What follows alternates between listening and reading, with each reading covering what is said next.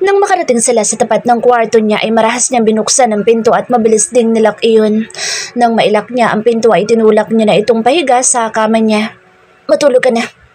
Maotoridad niya utos sa lalaki na lalaki ang mga mata.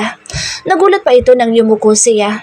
Akala siguro nito'y dadakpain niyang itlog nito samantalang hinubad niya lang naman ang suot nitong sapatos. Aliyah, magagalit si Imba kapag nalaman niya ang bagay nito. Siguradong hihiwalayan niya ako kapag nalaman niya nangyayari ngayon. Ayaw pa naman nun na nakikipag-usap ako sa ibang babae. Matutulog ka ba? O kailangan pa kitang hampasin ang sapatos dyan sa mukha mo hanggang sa makatulog ka? Alam mo, hindi naman kailangan malaman ni Imba na nandito ako sa kwarto mo eh. Biglang sabi nito. Sasabihin ko na lang na doon ako natulog sa kwarto ni Francis para hindi siya magselos.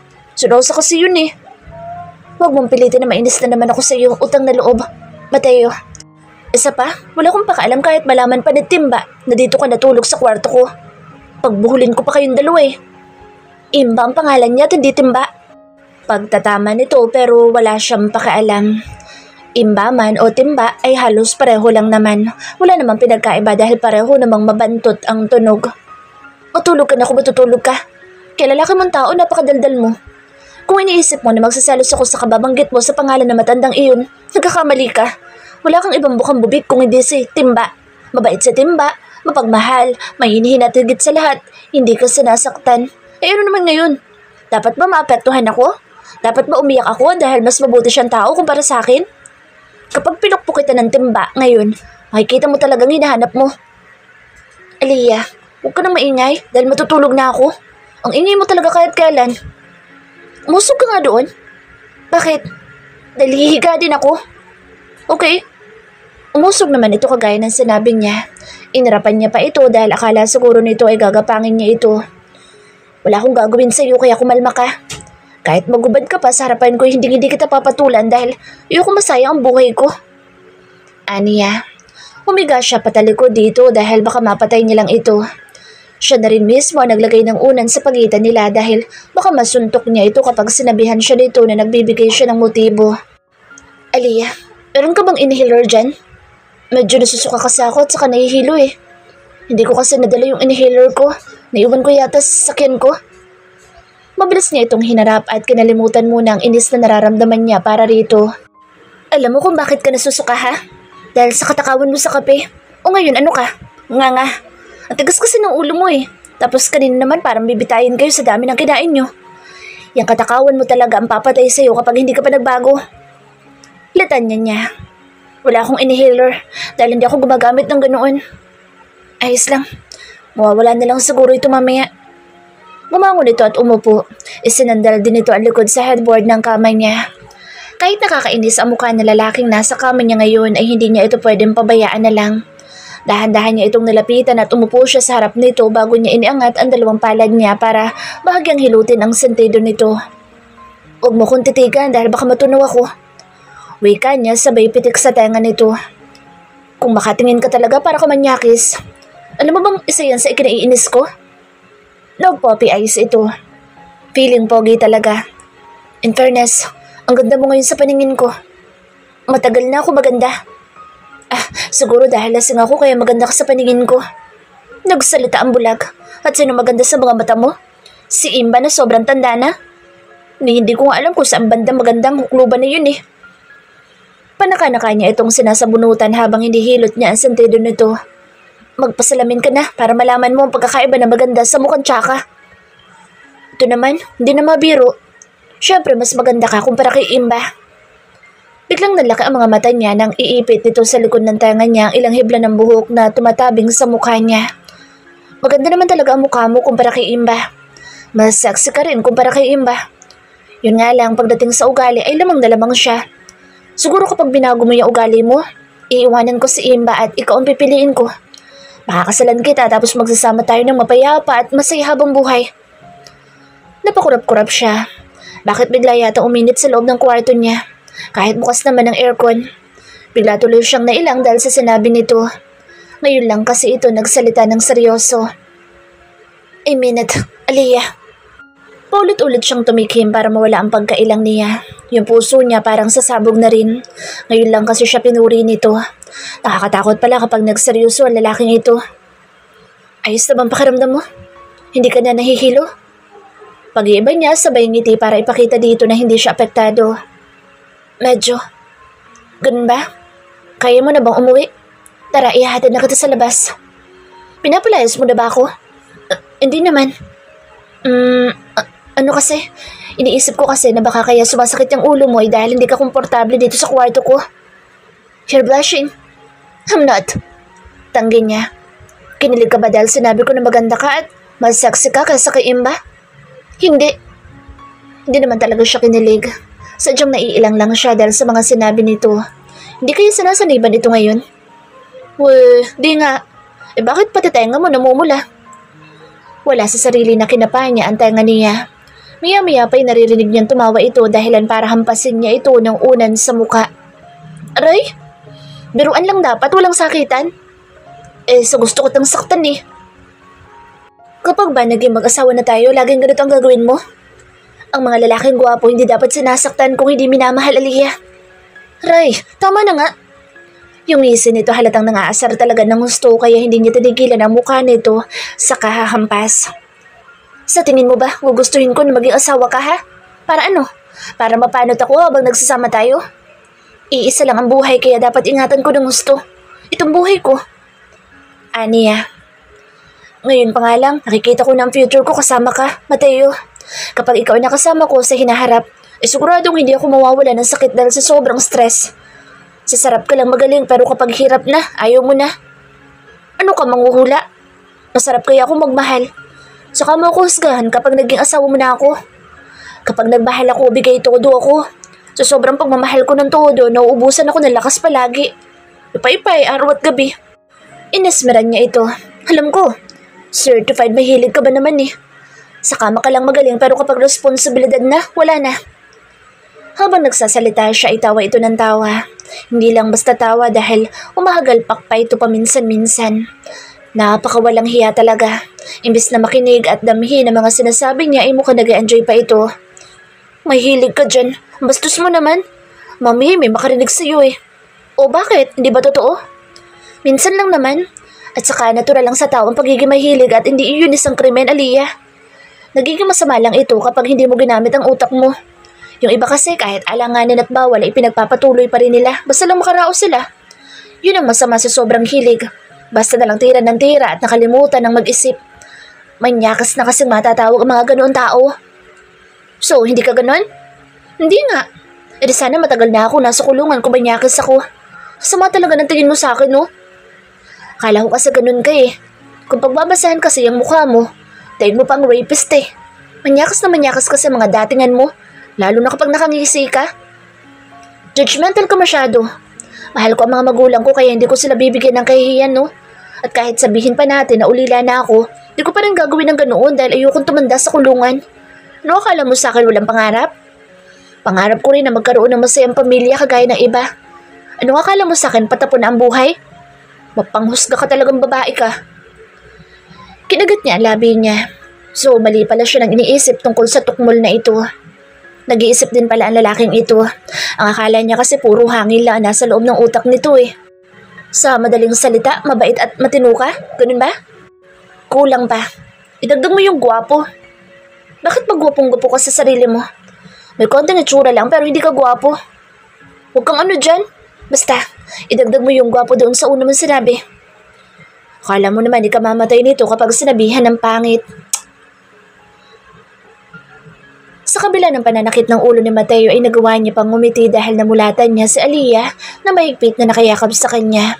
Hindi lang basta yakap dahil nakadantay din ang kaluwang hita nito sa bawang niya na animoy ayaw siya nitong mawala. Dapat na ba siyang kiligin o dapat na siyang matakot? Kunwari pa ang babaeng ito na walang gusto sa kanya. Kung makiyakap nga akala mo pag-aari siya nito. Nahiya pang umamin. Nang maramdaman niya na gumalaw ito ay bigla siyang nataranta. Sigurado kasi na pag-iisipan na naman siya nito nang hindi ka nais-nais. Mahilig pa namang mambaliktad ang babaeng ito na akala mo lagi niya itong pinagbabalakan ng masama. Babangon na sana siya pero sa huli ay napagdesisyonan niya na ipikit ulit ang mga mata niya. Kapag bumangon ito, saka na lang siya babangon. Shit, anong nangyari?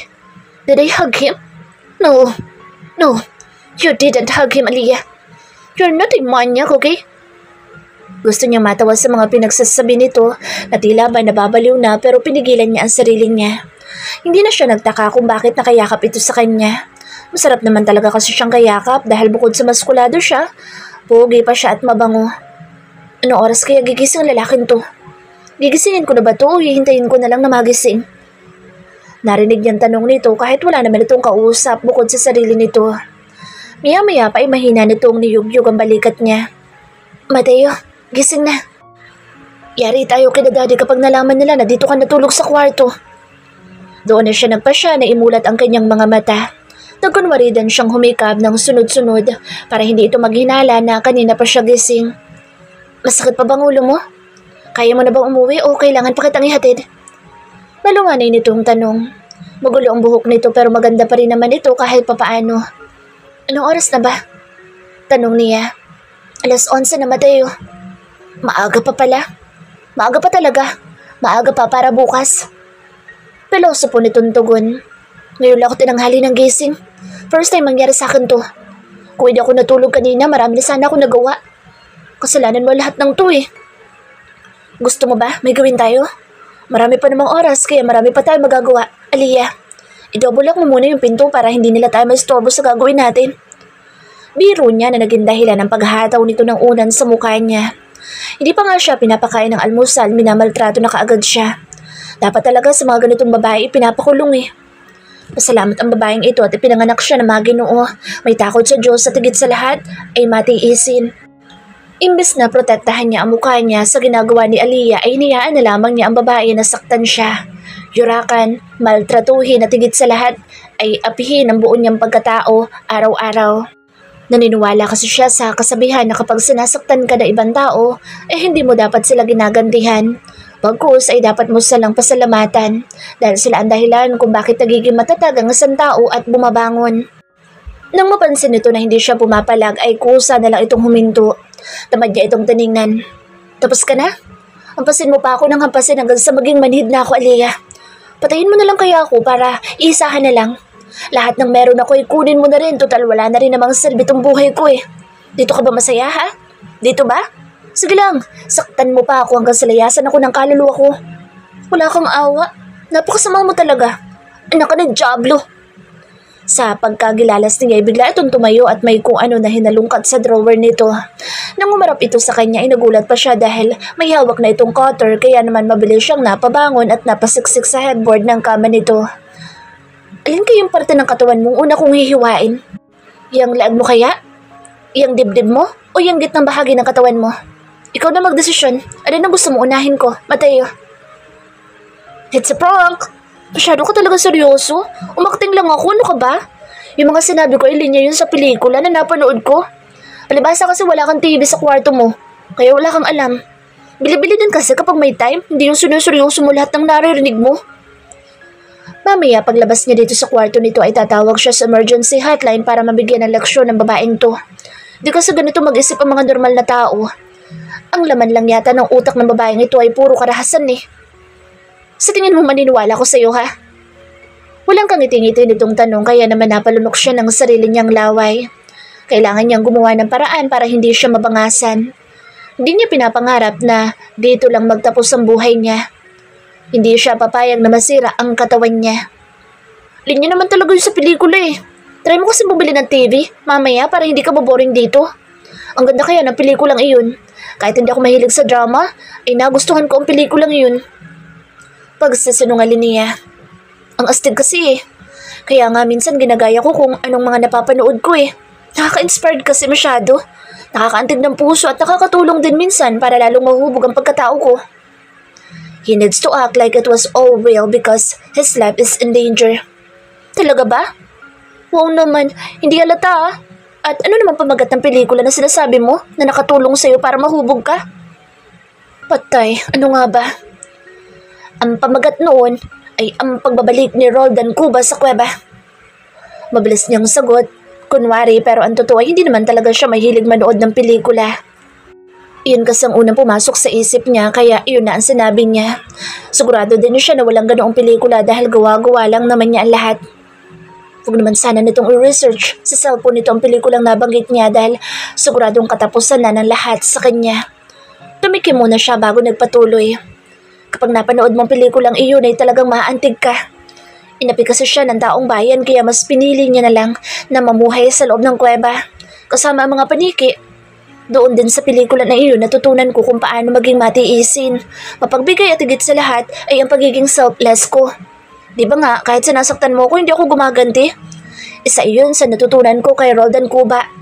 Aliyah, nasa kabila na lahat ng mga nangyayari sa buhay ko, ay umaasa pa rin ako na may bagong umaga na darating. Halos magabulo siya ng hininga nang matapos siya sa pagkukwento. Kunwari ay todo bigay siya sa pagdedetalye tungkol sa buhay ni Roldan para lang hindi siya nito gawa ng karumal-dumal. Halatang hindi ito naniniwala kaya nandamay na siya na ibang tao. Napanoodin kaya yun ang kapatid mo? Halos isang buwan ngang umiyak yang si Aaron eh. So, anong gusto mo iparating sa akin? Nakataas ang kilay na tanong nito habang iwinawas-iwas sa ere ang hawak nitong cutter. Gusto ko lang iparating sa iyo na dapat huwag ka masyadong malupit sa mga taong nakapaligid sa iyo. Bakit hindi mo gayaan si Roldan? Mabuti pa yun kahit araw-araw hinahampas sa likod noon ay hindi man lang yun lumalaban sa halip. Nagpapatawad pa. Ano ako tanga? Tingnan mo yan. Kasasabi ko lang sa iyo na gayahin mo si Roldan pero ibigay ang pinapakita mo. Kung gagayahin ko ang taong sinasabi mo, sa tingin mo buhay pa kaya ako ngayon? Siyo pa lang apektado na ang buong pagkatao ko eh. Kung mapapatay siguro kita, bago matapos ang taon na ito ay baka sakaling gayahin ko na ang Roldan na sinasabi mo. Sama talaga ng babaeng to. Ang layo talaga na ugali nito sa mga babaeng kakilala niya. Aliyah, nabinyagan ka na ba? Salip ay tanong niya. Bakit mo na itanong? Gusto mo bang pabinyagan kita mamaya? Ay, bukas na lang pala dahil maghahanap ako ng mga magiging ninong at ninang mo. Bakit hindi ikaw ang magpabinyag ulit? Alam mo, mas kailangan mo yun kasi sa akin. Malinis akong tao, kaya di ko na kailangan gawin ulit yun. Pinasadahan niya ito ng tingin mula ulo hanggang paa. Ikaw, kailangan mo yun dahil maitim ang budhi mo. Wala kang ibang iniisip kung hindi ang makapanakit, mga abuso, at kung ano-ano pa na maaaring mapahamak ang kapwa mo. Tama ba yun, ha? Wala akong pakalam sa nararamdaman mo. Basta ako sasaktan kita hanggat gusto ko, hanggat sa magti. Napatigil ito sa pagsasalita nang kumatok ang nakatatanda nitong kapatid. Aliyah, gising ka na ba? Bumaba ka na raw sabi na daddy dahil kakain na. Nag-aalala na rin sila dahil ngayon ka lang daw gumising ng tanghali. Hindi nito malaman kung ano ang gagawin habang siya ay relax na relax lang. Ang buhay ay dapat ine-enjoy lang at hindi dapat natataranta. Mateo, halika rito. May diin na tawag nito sa kanya. Binuksan nito ang bintana at sumilip sa ibaba. Bilisan mo! Kumilos ka na bago pa mahuli ang lahat. Malaking problema ang kakaharapin natin kapag nahuli nila tayo magkasama dito sa loob ng kwarto ko. Dalian mo naman! Lumapit ka na dito. Bakit ba? Tamad niyang tanong. Kaya mo ba tumalon? Nagsalubong ang mga kilay niya sa naging tanong nito. Nag-iisip bang babaeng galis na to? Tatalon siya mula dito sa 3rd floor hanggang doon sa ibaba. Seryoso ba yun na joke? Hoy, ano na? Kaya mo ba tumalon? Bakit kaya hindi ka umaunang tumalon? Kapag buhay ka pa, pagbagsak mo sa ibaba, saka ako susunod. Pero kapag wala ka ng buhay, pag landing mo doon, syempre hindi na ako susunod. Mindset ba? Mindset. Kahit amutusan siya nito na tumulon mula sa 2nd floor hanggang sa ground floor, ay hindi pa rin siya papayag eh. Anong akala nito? Hindi gumagana ang isip niya? He's a businessman and a billionaire too. Ano na lang ang isipin ng mga tao kapag nakita siya ng mga ito na lumilipad siya kahit walang pakpak? Baka mamaya isipin pa ng mga yun na aswang siya. Aliyah, are you okay? Are you with someone?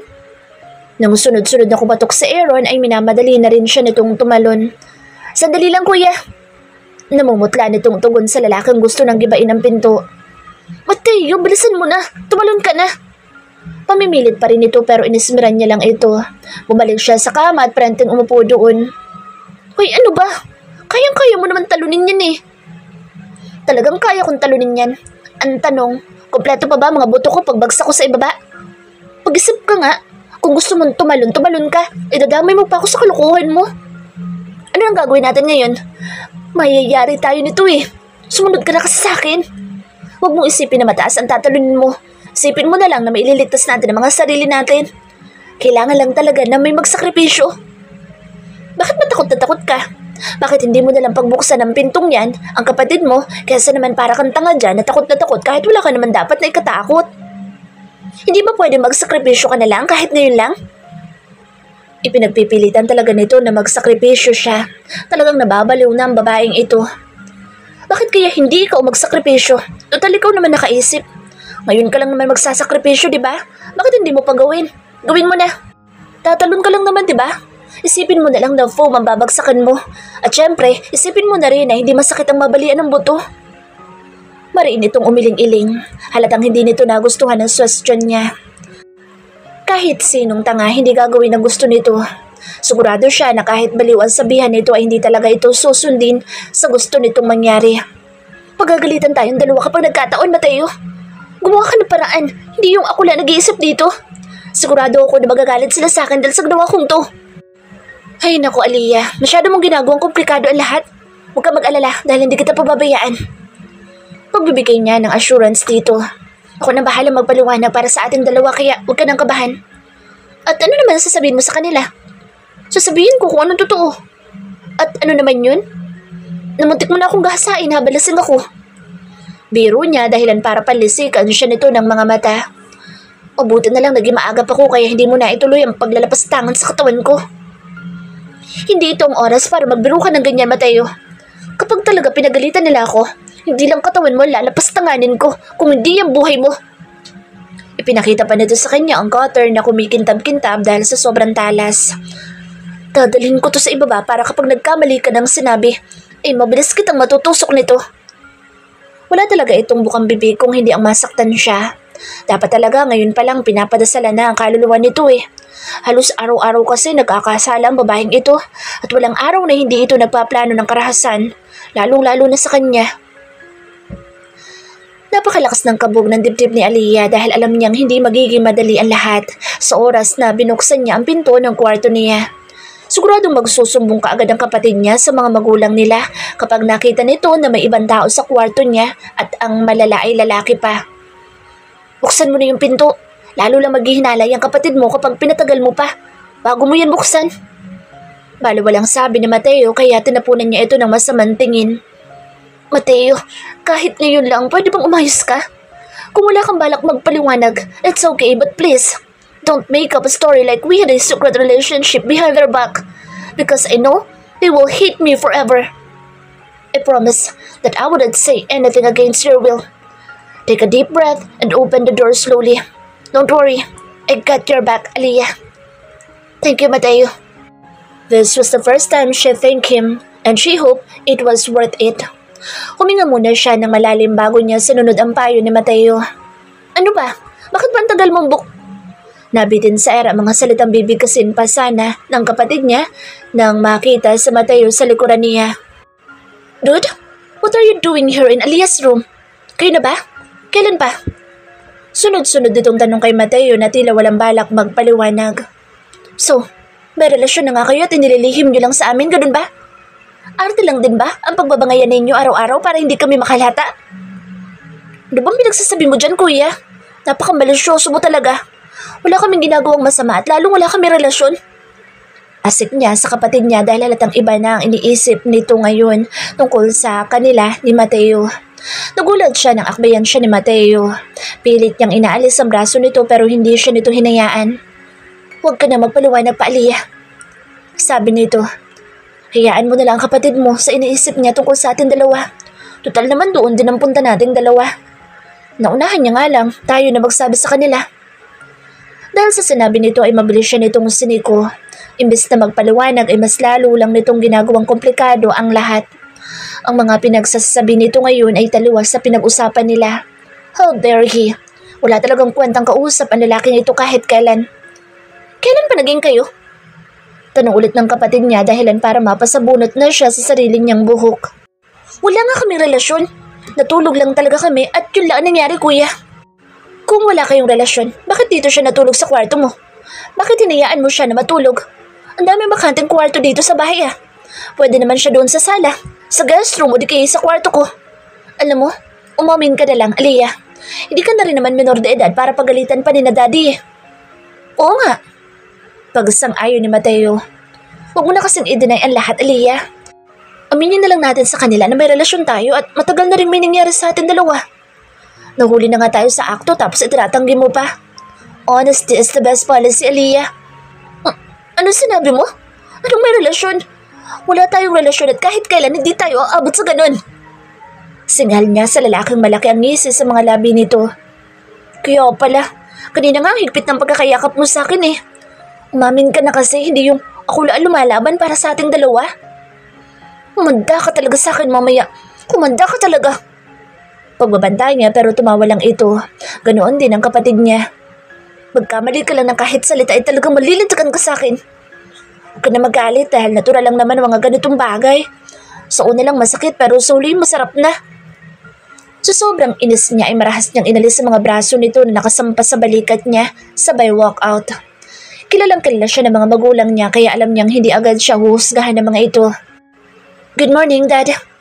Good morning, Mommy. Masaglan niyang bati sa mga magulang niya pagdating niya sa dining room na tila walang problema. Pasensya na po kung tinanghali ako ng gising ngayon. May tinapos lang po ako sa kwarto ko. Oh, nasaan ang kapatid mo? Tanong ng kanyang ina.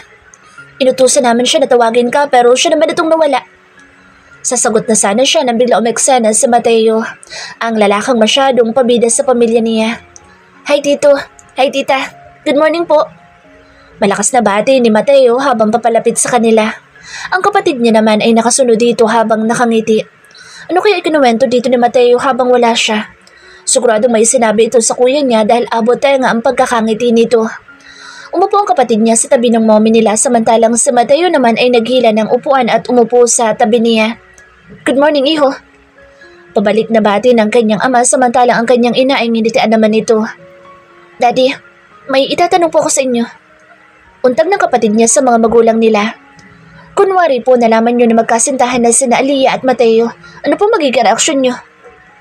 Nalaki ang mga mata niya dahil sa naging tanong ng kapatid niya sa mga magulang nila kaya wala sa oras na napatayo siya at napahampas sa lamesa. Kuya, ano ba klaseng tanong yan? Wala nga kaming relasyon na lalaking to. Natulog nga lang siya sa kwarto ko. Walang nangyari at walang mangyayari kaya tumigil ka na. Hinawakan ni Mateo ang kamay niya at pinilit siya nitong paupuin ulit. Sabihin mo nga sa kanila na wala naman talaga nangyari. Fine. Paggising ko kanina ay nakiyakap na ako sa'yo. Yun lang naman at wala nang iba. Nang makitang walang reaksyon ng mga magulang niya ay kinabahan na siya. Hindi kaya pilitan siya ng mga ito na pakasalan si Mateo kagaya ng mga nababasa niya sa mga kwento. Oh, come on. It was just a hug and nothing else. Totoo ba ang sinasabi nitong sa Aliyah, Mateo? Tanong ng mommy niya dahilan para mairita siya dahil parang mas concerned pa ito sa ibang tao kaysa sa kanya na sarili nitong anak. Wala ba talaga kayong relasyon? Binalingan niya sa Mateo. Sa halip na taliman ito ng tingin ay pinalungkot niya ang kanyang mata. Kapag kasi tinarayan niya ito ay mas lalo nitong gagawin ng mga bagay na ayaw niya. Wala pong nangyari, Tito. Tita, ang lahat po ng sinabi ni Aliyah ay totoo. Nakahinga siya na maluwag sa sinawalat nito.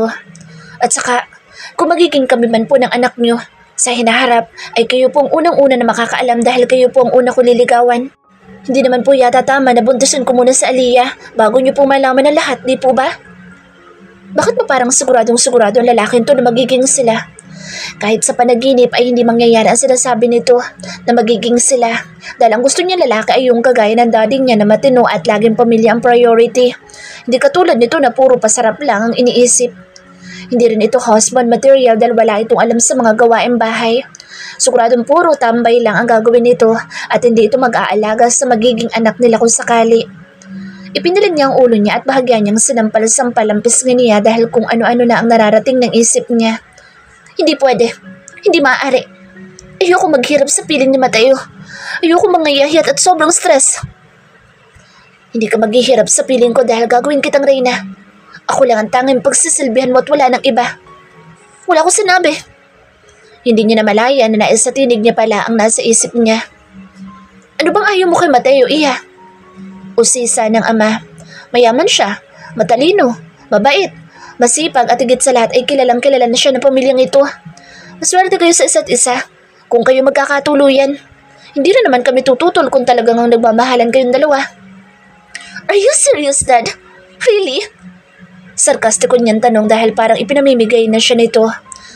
Sa ngayon po ay nililigawan ako ni Aliyah, tita, tito. Sabat na Mateo na naging dahilan ng pagtawa ng mga magulang niya.